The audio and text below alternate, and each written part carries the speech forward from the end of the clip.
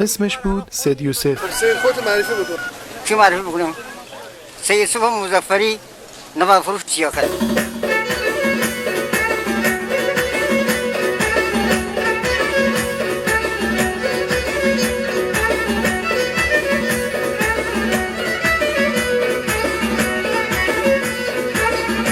گرمای شدید تابستون و سرمای کشنده زمستون براش فرقی نداشت و هیچ کدوم اینها مانع از این نمیشد که صدای رسای موسیقی محلی گاریدستی سید یوسف حتی یک روز خدا هم که شده در شهر به گوش نرسه. شغل من همینه دیگه. آدمی که علاقه به یکی داشتی بی ضرر هم بکنه این خیالش نیست. این همه کار چرا نوار آخه؟ نوار آخه متعارض قابل نیست. مثلا چرا مثلا سبزی نمیفروشی؟ نه نمیفروشم دیگه. سبزی آخه چرا نمیفروشی؟ نمیفروشم. خب چرا نمیفروشی؟ نمیفروشم، کار من نیست آخه. این کار شما؟ با این کار ما. دوست داری؟ ولی موسیقی رو خود دوست داری؟ دوست دارم دیگه. ساز دوست داری؟ ساز دوست دارم. خودش نمیدونست چه کار با ارزشی داره انجام میده. فروش انواع نوارهای موسیقی محلی، اون هم توی اون روزها که همه موسیقی اونور آبی گوش میدادند. مردم خوشحال میشن اینا. بله همه خوشحال میشن. تو سیاکل فقط یک نفر منم. سیاکل فقط یک نفر منم. دیگه غیر از من کسی پیدا نیست. اگه دو روز تعطیل بکنم میشون همه دستمالی میشن. سید کجا رفته؟ نه 1 سال و 2 سال. سید یوسف سالها بود که داشت این کار رو انجام میداد. محلی نری آجا این بار الان خوند اینو بزن مادی. این خالی ای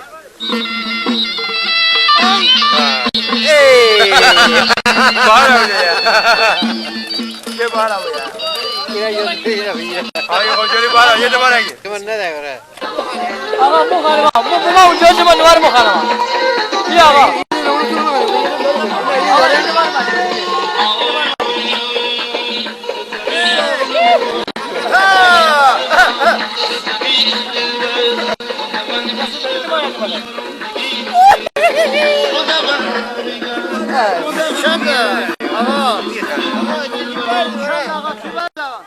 سید یوسف خودش نمیدونست که به فرهنگ بومی و قدیمی منطقه داره چه خدمتی میکنه.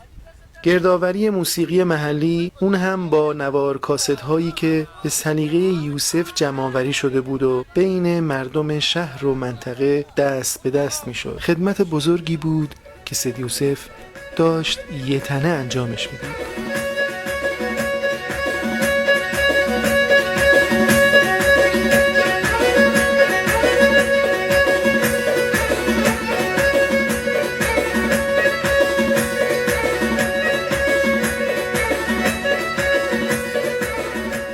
اما کسی جدیش نمیگه. کجا منزلتون من کجاست؟ سیاکل بندگی آمدم همین سیاکل هم بزرگ. همین سیاکل خب گفتم که کارخونه سیبون پشت سیبون منزل آقای مشتی حسین فلا خدا بیامرزه. اونجا زندگی میکنی؟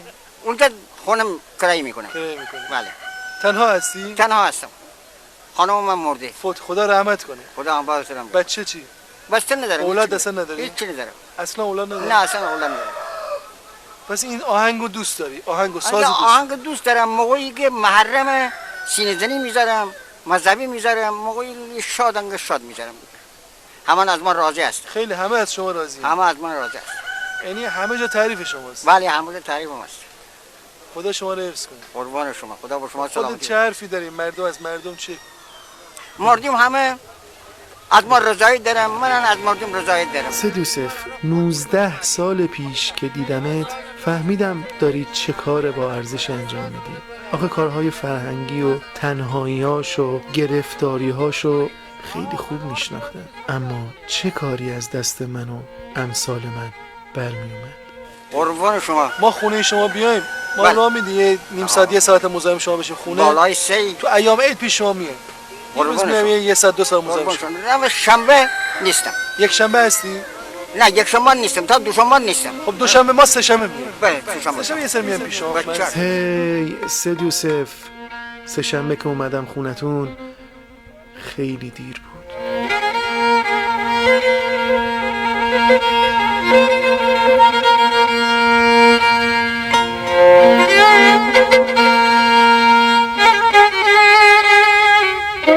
مردم همه از ما رضایت دارم، من از مردم رضایت دارم.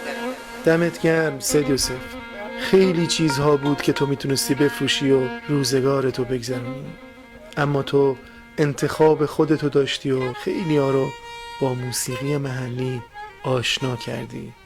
دمت گرم. روحت شاد مرد بزرگ.